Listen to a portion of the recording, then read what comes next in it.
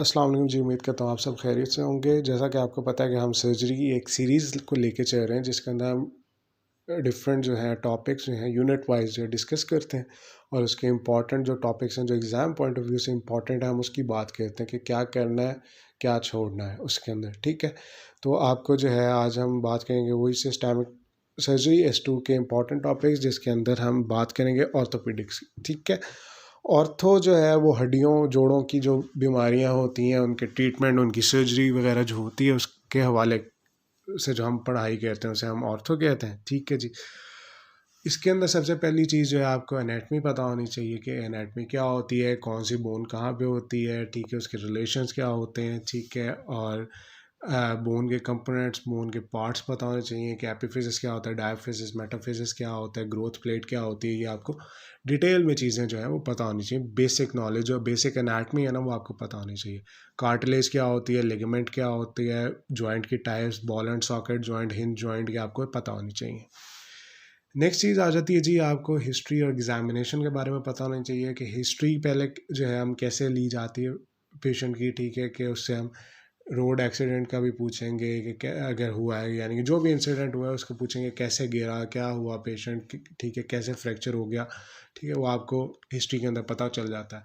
Examination करेंगे, examination जो है पेशेंट का, ठीक है, उसकी जॉइंट की मोबिलिटी वगैरह चेक करेंगे। ठीक है, सारा कुछ हम उसके अंदर अकॉर्डिंग टू सिचुएशन। ये नहीं है कि पेशेंट जो है वो मरने वाला हुआ और आप एग्जामिनेशन कर रहे हैं। ठीक है, you have to manage it simultaneously, और आपने जो है उसको एग्जामिन भी कर लेना साथ। ठीक है, और आपने देख लेना कि कोई ओपन फ्रैक्चर है या नहीं है। ठीक है, वो सारा आपको डिटेल में आपने देख लेना। इन्वेस्टिगेशन क्या करते हैं। ठीक है, कौन कौन सी जो है इन्वेस्टिगेशन इसमें इंपॉर्टेंट होती है। ज़्यादातर एक्सरे ही यूज़ किया जाता है इसके अंदर, और उसके व्यूज़ वगैरह पता नहीं चाहिए। हाँ, इसके अंदर ना आपको एग्ज़ाम के अंदर वाइवा ऑस्की वगैरह के अंदर पूछा जा सकता है कि आपको एक एक्सरे दे दिया उन्होंने। ठीक है, और आपको वो दे दिया है कि जी ये एक्सरे, इसको डिफ़ाइन करें कि क्या है बंदे को। So you will start from the basic. ठीक है, कि उसके अंदर पेशेंट की लेबलिंग करेंगे पूरी। ठीक है, फलाने बंदे का एक्सरे है, इतनी एज है, और इसका ये व्यूज़ हैं, और ये बोन्स हैं विजिबल हैं, और उसके बाद मुझे ये फाइंडिंग्स मिली हैं उसके अंदर। ये सारा जो पैटर्न है ना, ये मैं आपको जब करवाऊंगा तो उसके अंदर मैं डिस्कस भी करूंगा आपके साथ ये चीज़ कैसे आपने प्रेजेंट करना है। जो केस प्रेजेंटेशन की हम बात करेंगे ना जब, तो तब हम आपको मैं बताऊंगा कि कैसे कैसे हमने प्रेजेंट करनी है चीज़, तो उसके अंदर हम ये कवर करेंगे। इमेजिंग के व्यूज़ आपको पता होना चाहिए, लेटरल व्यूज़ क्या होते हैं। ठीक है, और दूसरे व्यूज़ कौन कौन से होते हैं। ठीक है, ये आपको इस बारे में जो है वो चीज़ पता होनी चाहिए, राइट। फिर बेसिक डेफिनेशंस पता होनी चाहिए कि फ्रैक्चर होता क्या है, डिसलोकेशन क्या होता है, सबलक्सेशन क्या होता है। ठीक है, इस तरह आपको ये बेसिक डेफिनेशंस पता होनी चाहिए। फिर फ्रैक्चर्स की टाइप्स क्या होती हैं, क्लासीफाई हम कैसे करते हैं इसको। ठीक है, कौन कौन सी टाइप होती हैं आपको पता होना चाहिए। उसके बाद कॉम्प्लिकेशंस क्या हो सकती हैं, नॉन यूनियन है, कंपार्टमेंट सिंड्रोम है, स्ट्रक्चरल डैमेज है। ठीक है, डिफरेंट इस तरह यानी कि है, ये आपको पता होनी चाहिए, और इनको मैनेज कैसे करते हैं हमें ये भी पता होनी चाहिए आपको। सॉल्टर हैरिस क्लासिफिकेशन है। ठीक है, ये बहुत ज़्यादा इंपॉर्टेंट है, ये एक एग्ज़ाम क्वेश्चन है। ठीक है, ये आपको बहुत अच्छे से आना चाहिए। ये भी एग्ज़ाम क्वेश्चन है, टाइप ऑफ फ्रैक्चर। ठीक है, और ये भी जो है एग्ज़ाम क्वेश्चन है, और इसके नीचे ये फ्लेल चेस्ट भी एग्ज़ाम क्वेश्चन है। सॉल्टर हैरिस क्लासिफिकेशन है। ठीक है, कुछ में 5 दिए हुए हैं। ठीक है, और कुछ के अंदर जो है वो 6 दी हुई हैं। सो आपने कर लें, कोई भी कर लें। ठीक है, दैट इज़ इम्पॉर्टेंट। ठीक है, ये आपको बस पता होना चाहिए क्या चीज़ है, और जो है आपको पता होना चाहिए कि इसकी हमने क्लासीफाई कैसे करना है, और इसको जो है वो आपने इमेज के साथ देख लेना कि कौन सी जो है इमेज के साथ आपको अंडरस्टैंडिंग इसकी ज़्यादा इजी होगी। ठीक है, बाकी इससे फ़र्क नहीं पड़ता कि 5 वाली करें 6 वाली करें, दैट इज़ नॉट इम्पॉर्टेंट। ठीक है, आपने बस करनी है तो कोई भी कर लें। फ्लेल टेस्ट क्या होती है। ठीक है, इसके अंदर जो है कैसे आप जो है एग्जामिनेशन पर डायग्नोस कर लेते हैं कि इस बंदे को जी फ्लेल चेस्ट हुआ। ठीक है, ये आपको मैं बताऊंगा बाद में, जब हम एग्जामिनेशन वगैरह करेंगे तो ये आपको पता चाहिए कैसे हम इसको स्टेबलाइज कैसे करते हैं पेशेंट को, और फिर वहाँ से स्टार्ट करना आपने। ठीक है, जो भी इमरजेंसी केस है ना, उसको आपने वही ATLS प्रोटोकॉल से लेके चलना है, ठीक है, और उसको आगे फिर मैनेज करना है, ठीक है। सो इसके अंदर आपको फिर जो है मैनेजमेंट वगैरह कैसे करते हैं ये पता होनी चाहिए। इंटरनल फिक्सेशन और एक्सटर्नल फिक्सेशन के अंदर क्या फ़र्क होता है, इसमें से अच्छी कौन सी है, बुरी कौन सी है, ये आपको पता होनी चाहिए, right.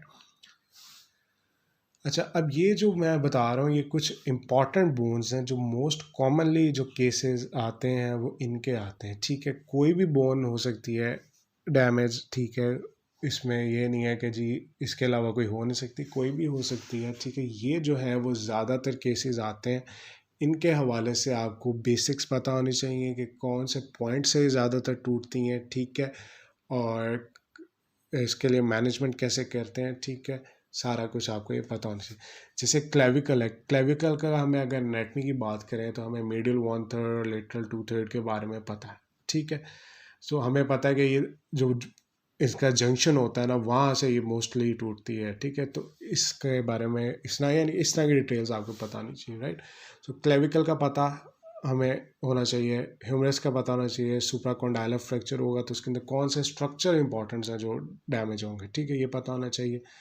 Fracture of the radial head जो है उसके बारे में पता होना चाहिए। कूलीज फ्रैक्चर क्या होता है, स्मिथ फ्रैक्चर्स क्या होता है, ठीक है। ये दोनों जो है एक में ऊपर को जाती है, एक में नीचे को जाती है, ठीक है, जिसमें को हम कूलीज को आम जबान में डायनाफोक हम डिफॉर्मिटी भी कहते होते हैं, ठीक है। इन दोनों को डिटेल में पता चाहिए, इनके दोनों के ना आपने जो एक्सरेज है ना वो सामने रख के तो फिर इसको पढ़ना है, ठीक है। और ये मैं रिकमेंड करूँगा कि जितने भी है ना, आपने सामने इसका एक्सरे खोल लेना गूगल के ऊपर और फिर आपने जो है ना इसको कवर करना। स्केफॉइड फ्रैक्चर क्या होता है, ठीक है, मोस्ट कॉमनली ये कार्पल बोन है और यही इन्वॉल्व होती है और बहुत ज़्यादा एक्सट्रीमली पेनफुल होती है, तो इसके बारे में पता होना चाहिए। फीमर के अंदर इंट्रा और एक्स्ट्रा कैप्सुलर फ्रैक्चर के अंदर फ़र्क क्या होता है, ठीक है, इसके अंदर ब्लड सप्लाई का एक रिलेशन है, ये आपको पता होना चाहिए, ठीक है, और इसकी हम कैसे रिप्लेसमेंट करते हैं ये आपको सारा डिटेल में पता होना चाहिए। बम्पर फ्रैक्चर्स क्या होते हैं, देखें जब बंदा एक जो है वॉक कर रहा है, जेब्रा क्रॉसिंग से गुजर रहा है तो साइड से आके गाड़ी हिट करती है, ठीक है, तो आपकी लेग के अंदर जो बोन्स डैमेज होती हैं, ठीक है, वो उसे हम कहते हैं कि गाड़ी के बम्पर के साथ लगी है, तो ठीक है वो तब हुई है, तो जो जो बोन्स इन्वॉल्व हो रही हैं उसे हम बम्पर इंजरीज कह देते हैं, ठीक है। मोस्टली फिबुलर टिबिया इसके अंदर जो है इन्वॉल्व होती है। डिफरेंस आना चाहिए आपको क्लोज्ड और ओपन फ्रैक्चर के अंदर क्या डिफरेंस होता है, ठीक है, और कैसे इनकी मैनेजमेंट वगैरह होती है आपको पता होना चाहिए। पेल्विस का फ्रैक्चर इंपॉर्टेंट है और क्योंकि इसके अंदर ब्लड लॉस बहुत ज़्यादा हो रहा था, तो इसके अंदर क्या करता है, ओपन बुक फ्रैक्चर है, ठीक है, ये आपको सारा डिटेल में पता होना चाहिए। फ्रैक्चर्स की मैनेजमेंट अगेन वही बात, ठीक है, आपको पता होना चाहिए कैसे हम मैनेज करते हैं, इसके स्टेप्स हैं 3-4 वो आपको पता होना चाहिए, ठीक है, कि कैसे कहते हैं हम फिक्सेशन वगैरह अट्रैक्शन, ठीक है, ये आपको पता होना चाहिए। कॉम्प्लिकेशंस क्या हो सकते हैं फ्रैक्चर की, जैसा कि मैंने आपको बताया कि इसमें स्ट्रक्चरल डैमेज हो सकता है, ठीक है, इसके अंदर आपके जो है कंपार्टमेंट सिंड्रोम हो सकता है, तो ये आपको पता नहीं चाहिए। स्प्लिंट और कास्ट के अंदर क्या फ़र्क होता है ये पूछा जा सकता है, ठीक है, आपको पता नहीं चाहिए कि क्या होता है, ये आपको चीज़ें दोनों पता होनी चाहिए। और इसके साथ किसी भी चीज़ का कंपैरिजन आ सकता है, ठीक है, वो आपको ने देख लेना। सो कंपार्टमेंट सिंड्रोम में बहुत ज़्यादा इंपॉर्टेंट है, ठीक है। फिर शॉर्ट में इसमें किस कब करते हैं, किस प्रेशर पे करते हैं, जब प्रेशर इतना हो जाता है इसके अंदर किडनी फेलियर क्यों हो रहा होता हो जाता है, इसकी एक कॉम्प्लिकेशन है, ठीक है, क्यों होता है, ठीक है। तो ये आपको डिटेल में मैं करवाऊँगा भी, तो ये आपको पता होना चाहिए और ये क्यों करता है कि ये एक कह लेंगे लाइफ सेविंग कह लें कि एक प्रोसीजर होता है जो कि आपको करना पड़ता है, इसे डायग्नोज करके क्लिनिकली ऑन द स्पॉट आप जो है एक इंसिजन दे देते हैं, ठीक है, और आप उसे बचाते हैं।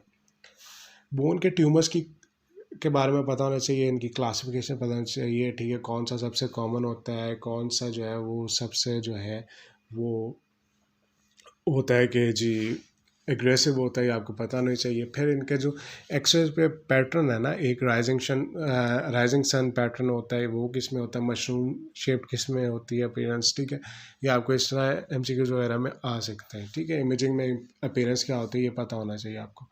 फिर मैनेजमेंट कैसे करनी है इनकी, ठीक है, ये आपको पता होना चाहिए सारा डिटेल में।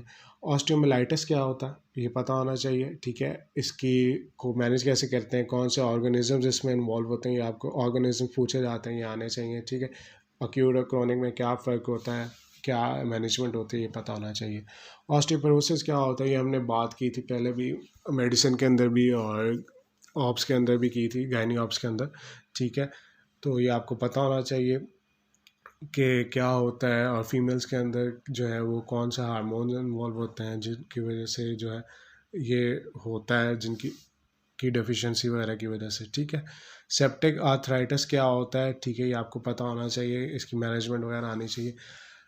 एंकल स्प्रेन क्या होता है, ठीक है, जिसको आम जुबान में हम मोच बोलते हैं जी, पाँव में मोच आ गई, ठीक है। एंकल स्प्रेन होता है, क्यों होता है, क्या कॉजेज़ वगैरह होती हैं इसकी, ठीक है, ये पता होना चाहिए। टेनिस एल्बो क्या होती है, एक ये टेनिस एल्बो और गोल्फर एल्बो जो है ना, इन दोनों के अंदर ना आपको जो है वो पता होना चाहिए कि एक में लेटरल साइड इन्वॉल्व होती है, एक में मीडियल कॉन्डाइल जो है वो इन्वॉल्व हो रहा होता है। तो आपको ये पता होना चाहिए कि दोनों में कौन से, ये एमसीक्यू के अंदर अक्सर आ जाता होता है, ठीक है।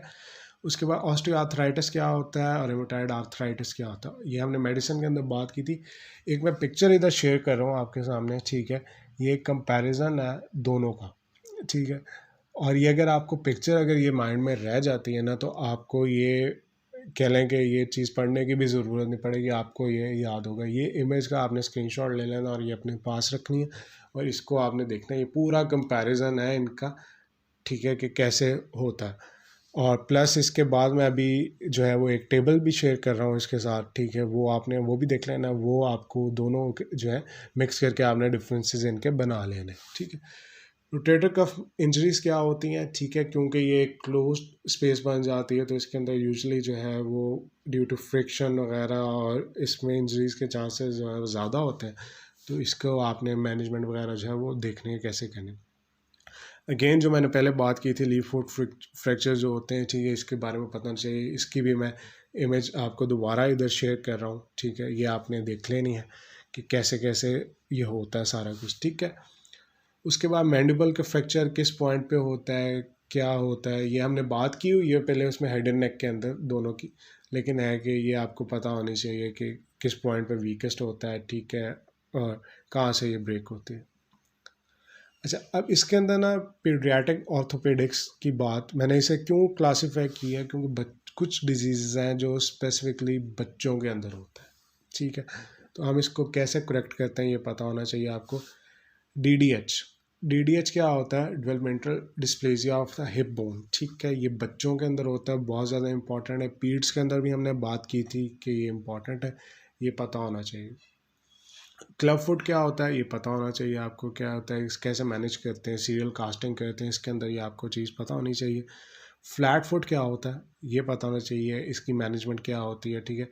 और जो है इसके अंदर आप एग्जांपल याद रख लें, जिसमें हमारे वो एक फास्ट बॉलर हैं शुएब अख्तर साहब, ठीक है, उनके फ्लैट फुट थे, तो उनके यानी कि शूज़ वगैरह भी स्पेशल जो है डिज़ाइन होते हैं, ठीक है, सारा कुछ। तो वो आपको फ्लैट फुट से जो है वो एग्जांपल उसकी याद रख लें, ठीक है। सो इसकी मैनेजमेंट क्या होती है। बो लेग्स जो है रिकेट्स वगैरह के अंदर हमें देखने को मिलती हैं, ये आपको पता होना चाहिए क्या होता है। और नॉकनीज क्या होते हैं, आर्मी के टेस्टों, आर्मी वगैरह के टेस्ट जिन्होंने दिए हुए हैं, ठीक है, उन्हें पता होगा कि नॉकनीज जो है वो अलाउड नहीं होती हैं आर्म फोर्सेस के अंदर, ठीक है। तो आपको इन चीज़ों का पता होना चाहिए। इनको जो है वो क्लासीफाई जीनो वेल्गस और वेरस की तरह भी करते हैं, तो ये आपको पता होनी चाहिए चीज़, ठीक है। सो क्या होता है, ठीक है।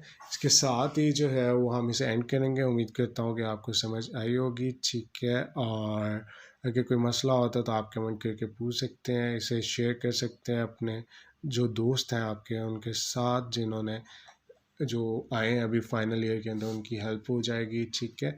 So thank you very much.